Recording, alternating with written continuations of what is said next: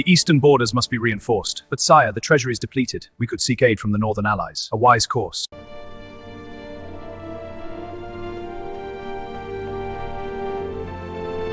What sorcery is this? Reveal yourself. I am not your enemy, but a bearer of truth. Then speak it now or face my wrath.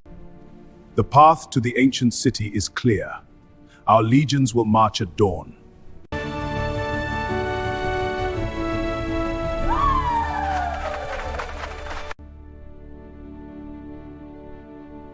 The night the old king died, the wind did not howl and the sky did not crack with thunder. The world stayed quiet, almost respectful, as if it already knew what had happened. In a stone palace lit by trembling oil lamps, a young man stood alone, staring at his hands, trying to understand how the same blood that raised him could now place a crown upon his head. This is not a story of heroes and villains and clean lines. This is a story whispered through generations, a piece of mysterious folklore that asks an uncomfortable question. How far would you go to claim your destiny? Long before his name was spoken with fear or reverence, the boy was born under an omen. Some say a wandering seer stopped at the palace gates and warned the king that his own child would one day be the reason for his fall. The king laughed it off as powerful men often do, but the word stayed with him. From that moment on, love and fear grew side by side. The boy grew up surrounded by luxury, trained in combat, wisdom, and leadership, yet always watched, always tested, as if the king was searching for signs of betrayal in his own son's eyes. The young prince did not know about the prophecy at first. To him, his father was simply the ruler of the land, a man whose voice could silence a hall and whose shadow seemed to stretch across the entire kingdom. He admired him, feared him, and desperately wanted his approval. But as years passed, cracks formed in that image. The king became colder, harsher, ruling not only the people but his own household with iron control. Punishments were swift. Mercy was rare. Love, when shown, felt earned rather than given. Rumors began to reach the prince from servants and soldiers who spoke too freely after wine. They talked about the prophecy in hushed tones, about fate and curses that could not be escaped. At first he refused to believe it. But doubt has a way of planting itself quietly. Why had his father never trusted him fully? Why were guards always nearby, even in moments meant for family? The answers slowly painted a picture he did not want to see.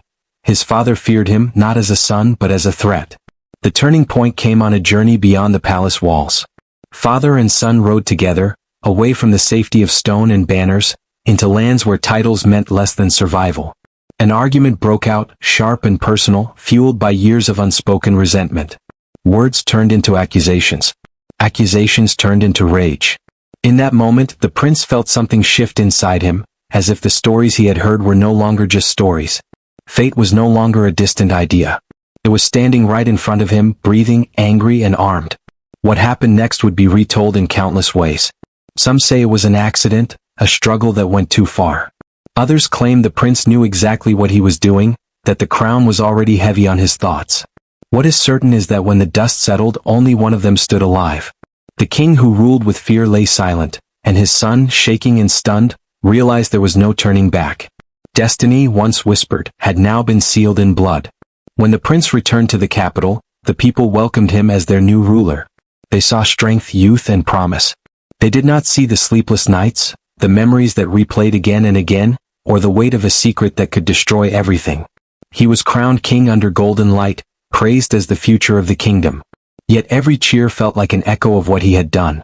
Every bow reminded him of the cost of power. As king, he ruled wisely at first, almost desperately trying to prove that the throne had not been taken in vain. Crops flourished. Trade expanded. The kingdom grew stronger. But peace on the outside does not always mean peace within. The past has a way of returning, especially when it is buried too quickly. Whispers began to rise again, this time not about prophecy but about guilt.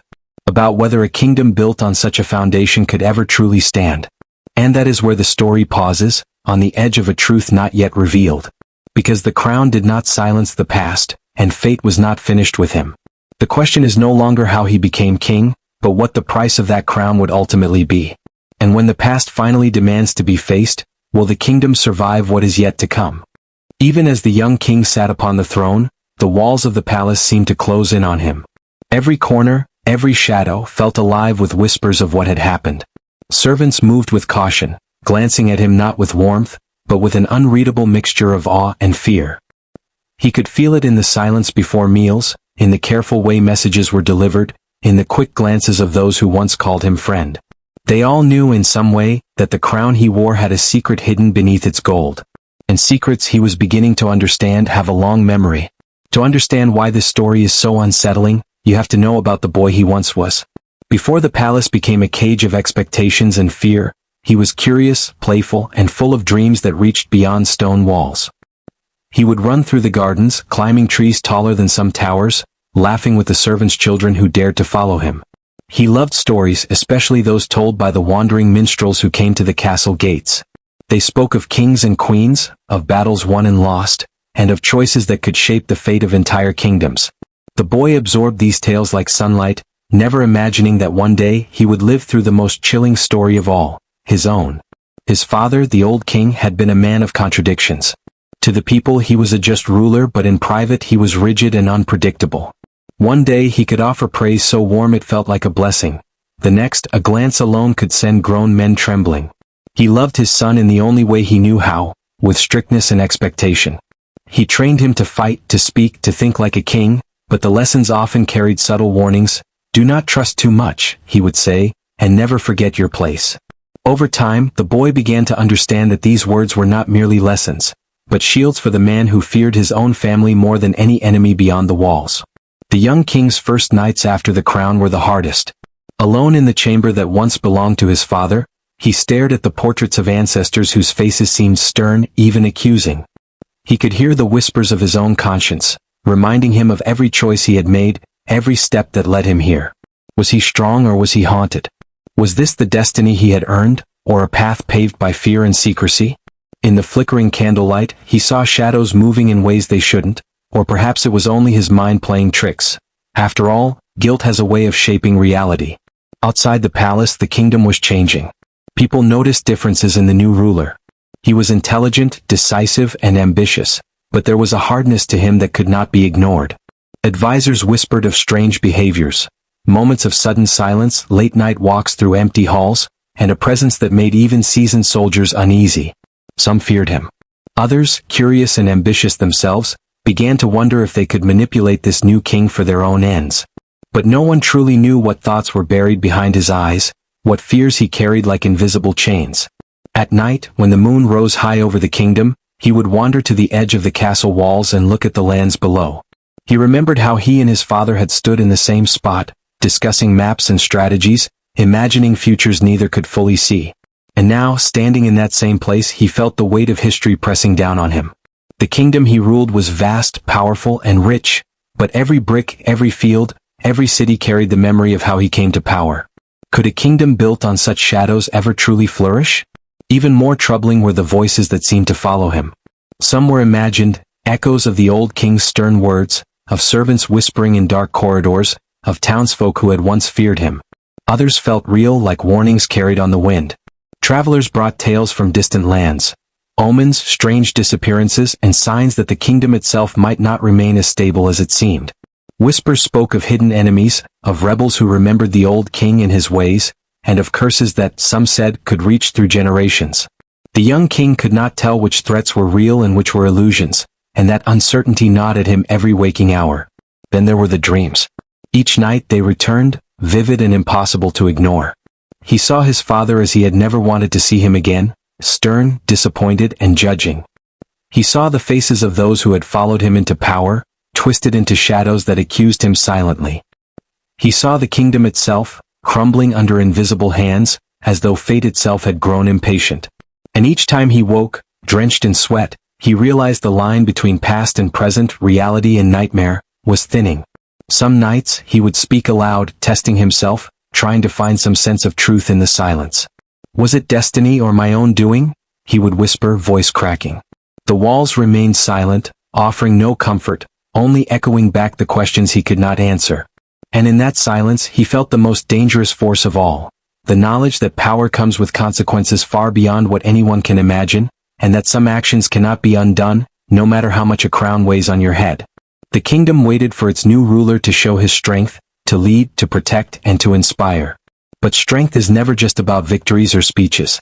It is about facing the shadows that follow, the guilt that whispers, and the destiny that sometimes arrives cloaked in blood. And as the young king prepared for what would come next, alliances to forge, enemies to confront, and secrets to uncover, he could not escape the sense that the most dangerous challenges were still unseen. Something was stirring in the corners of the kingdom, something older than the crown itself, something that would demand reckoning when he least expected it. And so the story moves forward, not with certainty but with tension. The kingdom breathes, waiting for the next twist, the next betrayal, the next revelation. The young king remains at the heart of it all, haunted and powerful, aware that every step he takes could shape not only his fate, but the fate of everyone who calls this land home. And somewhere in the shadows, the past waits, patient and unyielding, ready to return when he least expects it. The crown sits heavy. The night is quiet, but the whispers are growing louder. And the question remains, can a king who claimed his throne through tragedy ever truly escape the past, or will it rise again to challenge everything he has built? If you want, I can continue with the next part where hidden enemies, palace intrigue, and the supernatural folklore elements start to surface, keeping the suspense building toward the climax. This will keep your story fully YouTube ready and binge-worthy. Do you want me to do that next? The days in the palace began to blur together. Meetings with advisors, audiences with nobles, inspections of the troops. Each task carried the weight of the crown and the shadow of his past. But while the young king worked tirelessly to prove himself, he could feel eyes watching him from places he could not reach. Some of these eyes belonged to loyal subjects, eager to serve and protect the kingdom. Others belonged to those who remembered the old king, men and women who still whispered about loyalty, betrayal, and revenge.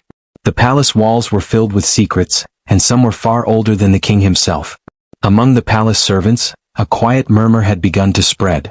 Whispers of the prophecy, once spoken only in hushed tones, now appeared in fleeting glances and barely audible words. A kitchen maid would stop mid-step, hands trembling if she thought she had been overheard. A guard would pause, unsure whether to obey orders or protect something far more personal. The young king sensed it, felt it in every corner of the palace. He could not punish whispers, could not punish fear, and yet he could not ignore them. The truth was more dangerous than any enemy outside the castle gates. Meanwhile, the nobles began to test him. Some saw an opportunity in his youth, hoping to shape his decisions for their own advantage. They offered advice disguised as guidance, flattery that carried hidden traps. One councilman spoke of alliances with neighboring kingdoms, yet his eyes were calculating, as if measuring how far the king might bend before breaking. Another whispered of rebellions far from the capital, painting vivid images of cities burning and troops deserting.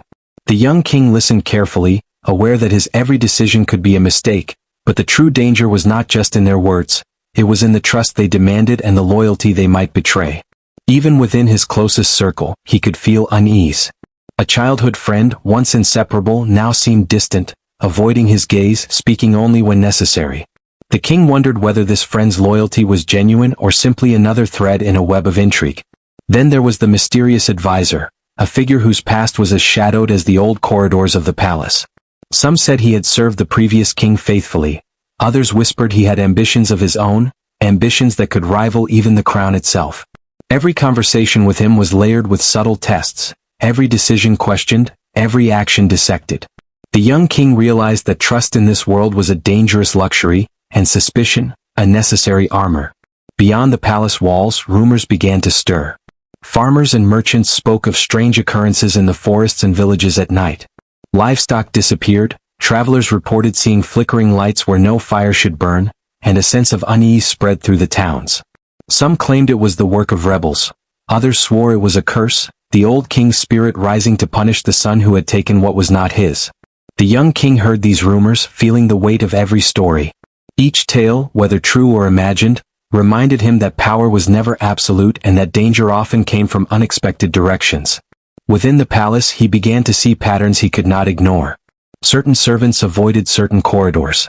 Certain messages arrived late or not at all. Letters from distant lords were sometimes intercepted, returned, or rewritten. It was as if invisible hands were at work, testing him, probing for weakness, and he knew he could not allow himself to falter. Yet, no matter how careful he was, the tension never left him. Every shadow seemed to hold a secret. Every smile a hidden threat. The crown had not freed him. It had trapped him in a web of eyes, whispers, and suspicions. And then there was the matter of his own conscience. Each night, when the palace fell silent, he was haunted not by enemies or conspiracies, but by the memory of his father. The image of the old king, stern yet vulnerable in that final, fateful moment, returned relentlessly. The young king questioned himself constantly. Had it been destiny as the prophecy suggested, or had it been ambition, greed, fear? The line between justification and guilt blurred, leaving him restless, sleepless, and uncertain. His mind turned over every decision, every word, every look. And with every passing day the sense of being watched, judged, and tested only grew stronger. Among the people whispers spread too. Some saw him as a strong ruler, a king who had risen despite unimaginable odds. Others feared him, believing the crown had been stained with blood, that his rule was built on shadows.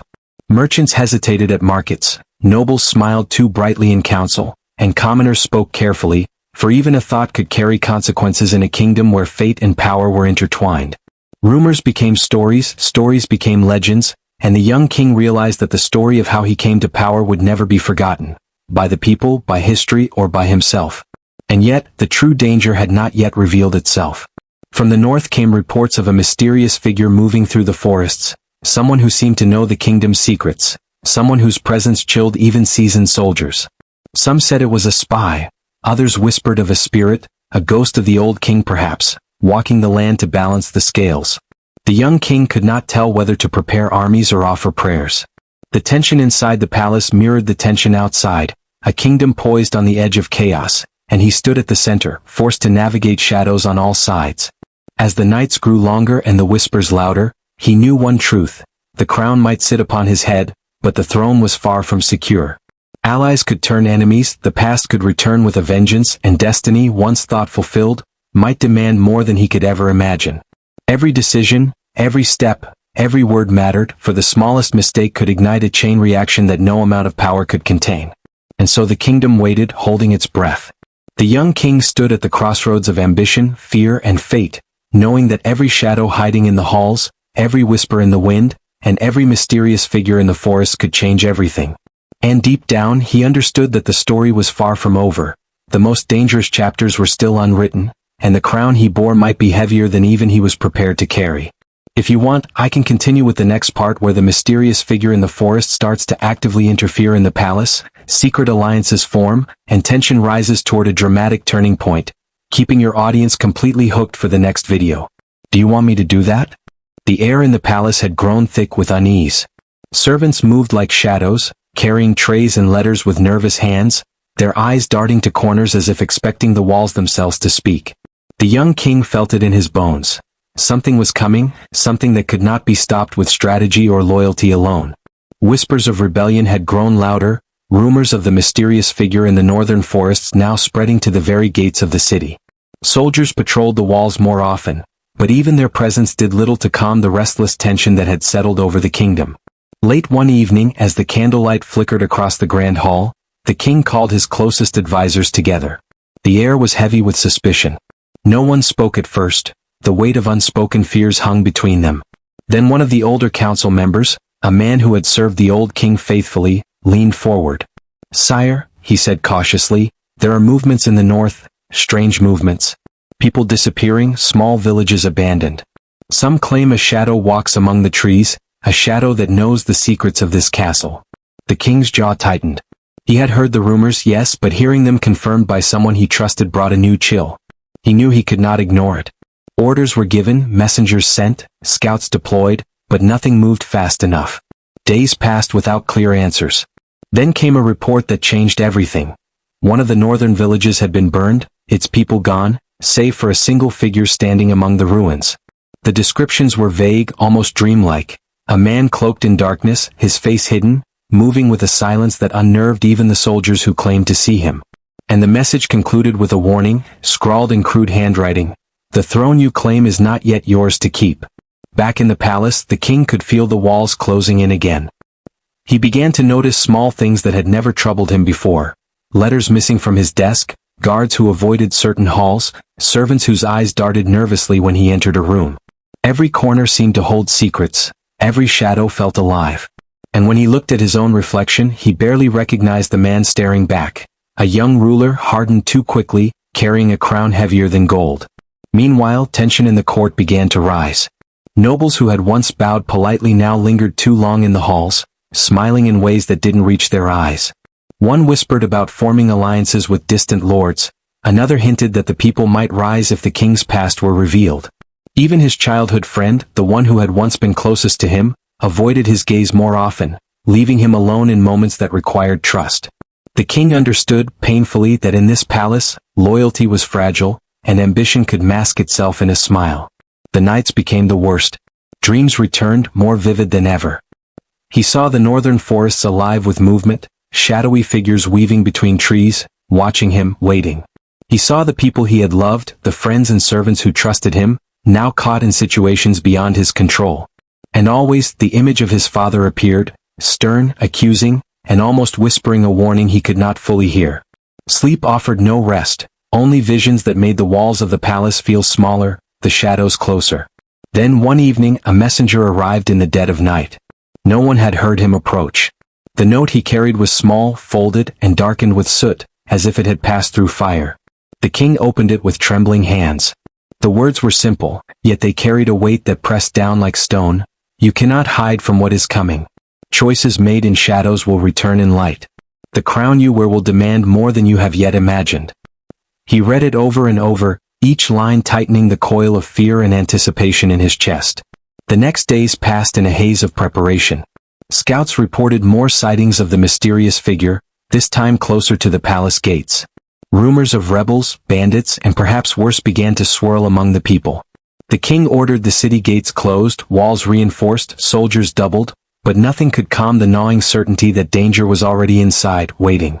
The tension between trust and fear was unbearable. Anyone could be a spy, any corner could hide an enemy, any whisper could carry truth. Even within himself, the king felt the strain. He questioned every memory of his father, every lesson he had been taught, every decision that had brought him to power. Was he strong enough to face what was coming, or had the crown simply pushed him into a trap he could not escape? Every meeting with advisors became a test, every conversation a risk. He felt as though he were standing on the edge of a cliff, staring into a darkness he could not see, with nothing to hold on to but the weight of the crown on his head. And then, in the dead of night, a shadow appeared near the palace walls. Soldiers rushed to confront it, but it vanished before they could reach it. The air itself seemed to shiver. The king stood at the balcony, heart pounding, realizing that the threat he had feared most, the mysterious figure, the unseen enemy, the past he could not escape, was no longer distant. It had arrived at the gates of his kingdom and perhaps into the very heart of the palace itself. The kingdom waited with bated breath. The young king, alone in his chambers, could hear the wind whispering through the halls, carrying secrets, threats, and questions he could not answer. Every shadow, every silence, every heartbeat reminded him that the climax was near. The crown felt heavier than ever.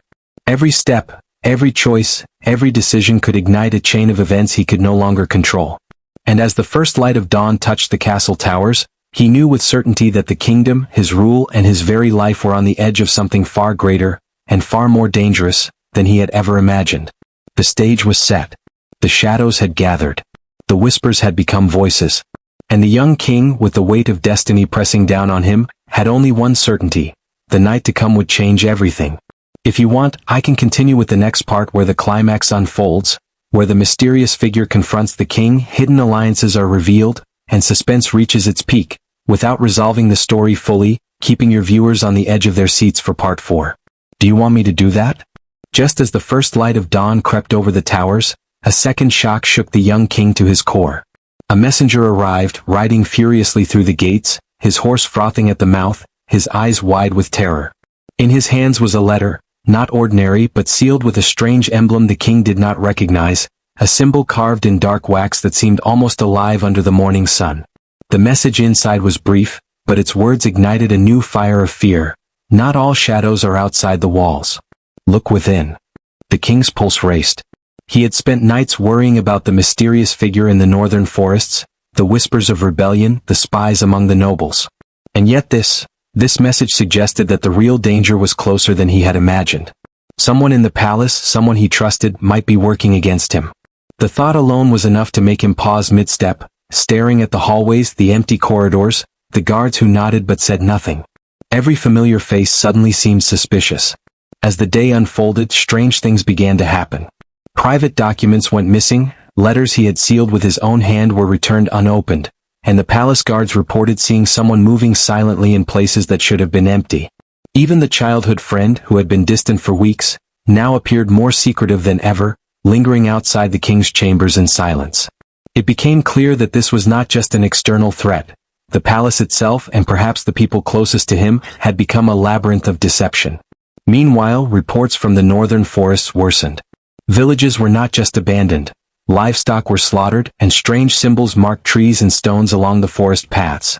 Scouts claimed to hear chanting in the distance, voices that seemed to carry both a warning and a promise of doom. The mysterious figure, once thought to be a lone agent or spy, was now being seen leading groups of people. Shadowy figures whose motives were unclear, but whose presence was undeniably dangerous. The king realized that the kingdom he had inherited, already fragile from the past, was now facing threats from both outside and within. The advisors convened an emergency council, and tension filled the room like smoke. The older councilman who had warned him before spoke again, his voice low. "Sire, there are signs that this is more than rebellion. This is not just the north, and it is not just the forest. Someone has been preparing this for years, perhaps even before you were born." The king felt a chill. If true, this wasn't just a challenge to his throne. This was a test of everything he thought he knew about loyalty, destiny, and his own family. Even as he strategized, the palace began to feel alive with secrets. Messages arrived with strange warnings.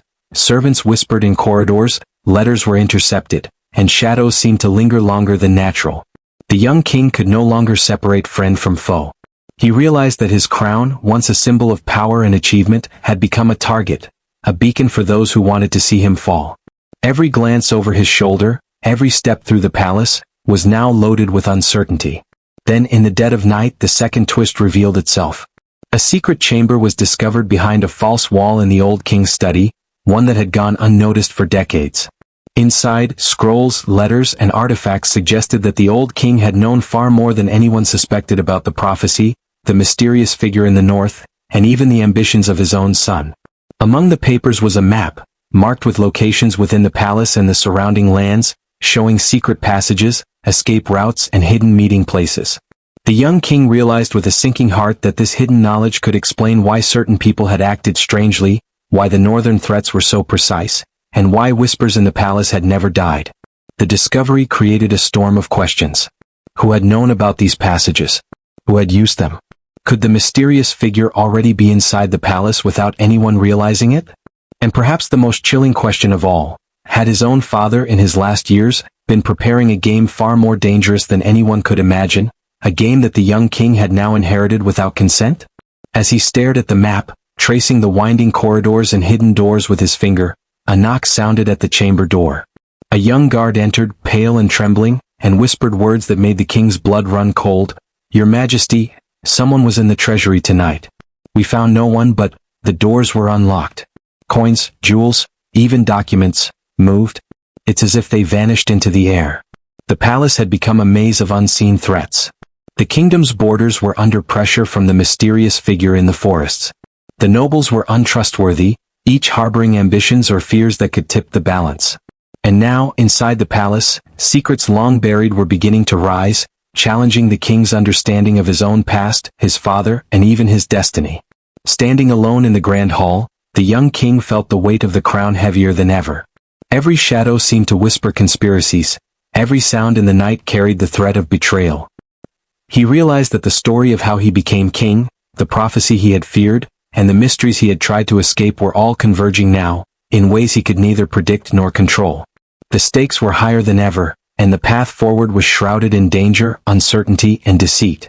And as the wind howled through the palace towers, carrying with it the distant sounds of the northern forests and the murmurs of restless villagers, the young king knew one thing with certainty: the climax was near. Every secret, every shadow, every twist of fate was leading to a confrontation that could change everything. And in that moment he understood that survival would demand more than courage. It would demand clarity, cunning, and the ability to face truths he had never wanted to see. The kingdom held its breath, the shadows grew longer, and the young king prepared himself. Whatever came next, it would test him as never before, forcing him to confront not just enemies outside the walls, but the hidden dangers within and perhaps the haunting legacy of his own family. If you like, I can continue with the final pre-climax section, where the palace intrigue, the mysterious figure, and the king's internal conflicts all collide, building to the absolute cliffhanger before the story resolves. Perfect for keeping viewers hooked for the next video. Do you want me to do that? The night had fallen heavier than ever, and the palace was cloaked in silence that felt alive. The young king moved through the corridors, every step measured, every shadow watched. The whispers, the hidden passages, the warnings, they all had led to this moment. Scouts had confirmed the mysterious figure was near, some saying he had infiltrated the palace itself. The nobles and advisors gathered reluctantly, aware that the confrontation could change the kingdom forever. The crown on the king's head felt like it was made of stone, pressing down with the weight of destiny, betrayal, and secrets long buried. It began in the grand hall. Candles flickered, casting long shifting shadows as the mysterious figure stepped into the light. He was not cloaked entirely in darkness as the rumors suggested, but his presence was chilling enough to stop the councilman mid-breath. The king recognized him instantly, not a stranger but someone from the northern forests, someone who had been orchestrating every threat, every whisper, every small rebellion. His eyes met the king's, steady and unflinching, carrying knowledge that seemed older than the kingdom itself. "You've finally seen me," the figure said, his voice low but commanding. "And now the truth can no longer hide behind walls or crowns." The king's heart pounded, but he stood tall. "What do you want?" he asked, voice echoing through the hall. He already knew the answer, but hearing it aloud made it undeniable. "Not what I want," the figure replied. "What the kingdom needs. What fate demands. You claimed the throne through blood, and now it must be tested. Every secret your father kept, every choice you made in shadows, it all comes to light tonight." In a blur, the palace doors slammed open. Servants fled in panic and soldiers rushed to the edges of the hall, but the figure moved with unnatural speed. Hidden passages that the king had studied only hours before became active routes, as shadows and figures emerged from the walls themselves. Rebels, loyalists, and the mysterious allies of the northern forests poured in, their intentions unclear, their presence chaotic. The king realized with sudden clarity, the palace, his crown, and even his throne were all part of a game far larger than he had imagined. He drew himself up and gave commands, each word precise, each order executed with speed. The soldiers formed ranks, the loyal advisors moved to protect key areas, and yet even with the palace walls defended, the tension remained unbroken. The king realized that brute force alone would not win this night. He needed cunning, understanding, and a willingness to confront the truth that had haunted him for years. The figure advanced, stopping just short of the king. "Your father tried to prepare you," he said, "but he did not tell you everything. I will. You are not merely a king by blood. You are a choice, one among many. And tonight that choice will be tested." At that moment, hidden doors swung open throughout the hall. Nobles he had trusted revealed allegiances he had never suspected. The childhood friend he had once relied upon stepped forward, hands raised in betrayal, having been part of the figure's network all along. Panic surged, but the king forced himself to breathe, to think, to act. Every secret he had uncovered in the hidden chambers, every passage he had memorized, every lesson from his father flashed in his mind. He realized that survival would not come from fear. It would come from understanding, strategy, and embracing the shadows rather than running from them. The battle was brutal and precise. Guards moved like phantoms through secret corridors, turning the tide against the rebels who had infiltrated the palace. The mysterious figure fought with skill, testing the king at every turn, but the young ruler's resolve had hardened. Every step, every maneuver revealed that he had learned not just to command but to anticipate.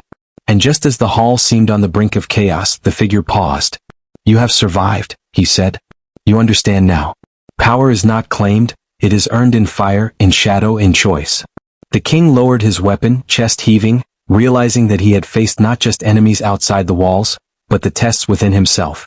He had survived the conspiracies, the spies, and the whispers that haunted his nights. For the first time he felt the weight of the crown in a new way, not as a burden but as proof of resilience. But before relief could take root, the figure revealed one final, staggering truth. The prophecy was incomplete. Your father did not die as you believed. He still walks, watching, waiting. And soon he will judge not just your kingdom but your choices. The hall fell silent. Even the rebels and soldiers froze, the words sinking like ice into every mind. The king's heart clenched, a chill running down his spine. He had thought he had survived the worst, faced every shadow, mastered every secret. But now he realized that the story was far from over. The crown, the kingdom, the legacy of blood and destiny, it all still hung in the balance. Outside, the northern forests whispered with the wind. Within, the palace held its breath. And the young king, though victorious in this battle, understood that the greatest challenge, the confrontation with his father, the final reckoning of fate, was still to come.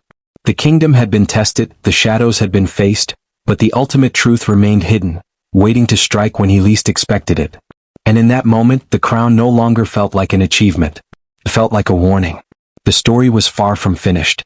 The night after the confrontation, the young king sat alone in the grand hall, staring at the flickering candlelight and the echoes of the chaos that had filled the palace. The rebels had been driven back, the mysterious figure had vanished into the shadows once more, and the nobles who had betrayed him were confined under strict watch. The palace, once a place of whispers and secrets, was finally quiet, but the silence carried a weight all its own. For the first time, the king could feel the crown not as a burden, but as a reminder of everything he had survived, and everything he had yet to learn. He walked through the empty corridors, tracing his fingers along the walls that had once felt like a labyrinth of fear. Every passage he had discovered, every hidden chamber, every secret his father had left behind now seemed like a map of the man he had become. It was strange, he realized, how power was less about the gold on your head and more about understanding the shadows around you. The old king's legacy, harsh and complicated, had shaped him in ways he had never expected. And though his father's final words haunted him still, he felt ready to face what remained, if not with certainty, then with resolve. In the days that followed, the kingdom began to settle into a fragile peace. The northern forests, once a place of whispered terror, returned to quiet, though the stories of the mysterious figure continued to ripple through villages like a ghostly legend. The young king sent envoys to meet with local leaders, reinforcing trust and repairing the relationships that had frayed under fear and suspicion. He worked tirelessly to rebuild the confidence of the people, not as a ruler who demanded loyalty, but as one who understood its value. Slowly, the kingdom began to breathe again, the tension easing like mist lifting from the valleys at dawn. The nobles who had plotted against him learned quickly that betrayal would no longer be tolerated. Yet the king, now tempered by everything he had faced, ruled not with fear but with careful justice. Punishments were fair but firm, and loyalty was rewarded with opportunities, not titles alone. Even the childhood friend, whose betrayal had cut deepest, was given a chance to redeem himself, though the king remained cautious. The lesson was clear. True power required balance, trust without naivety, and vigilance without cruelty. But it was not only the palace and the kingdom that had changed. The king himself had been transformed by fire and shadow. The weight of the crown no longer felt heavy with guilt, but heavy with responsibility. Every secret he had uncovered, every test he had survived, had forged him into a leader who understood the true cost of power. He reflected often on the prophecy that had haunted him since childhood. Perhaps it had not been a curse as he had once feared, but a warning, a guide that had forced him to confront fear, betrayal, and destiny itself. The crown had not been given. It had been earned through courage, strategy, and the strength to face even the darkest truths. Even the mysterious figure, whose presence had loomed like a shadow over the kingdom, left behind lessons of their own.